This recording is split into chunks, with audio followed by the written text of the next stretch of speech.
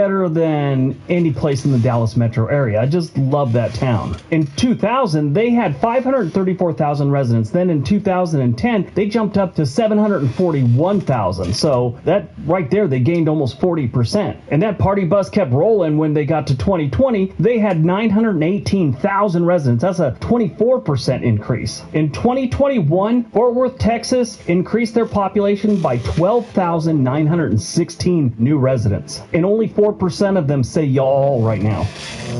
Number 2, Phoenix, Arizona. We have seen a lot of growth in the Phoenix metro area. They kind of had a lull. They were really big in the early 2000s to 2010. Then they kind of, I don't know, they mellowed out a little bit, but they're picking up steam again. Phoenix is the most populated capital city in the United States. It's actually the capital of Arizona. They also have far more golf courses than should be allowed. I mean, this place has them everywhere. Last time I was there, I also noticed they had a whole bunch of tanning places. This is Phoenix. Do you really need a tanning place? Another thing they got too much of is violent crime. It's actually 106% above the national average. The good news is, a few years back, I think when they had that lull in new people moving in, well, they always had people moving in, but not at the pace that they have now, and back in the early 2000s, their crime rate and their violent crime rate was a little bit higher than it is right now. It's still pretty high, 106% above the national average. But Phoenix has been growing for decades. I mean, back in 1960, they grew by 311%, and then it was always like 32, 35%, 24, 34, and then that 2010 census, like I said, they dropped down below 10% for the first time since the place turned into a city. Then in 2020,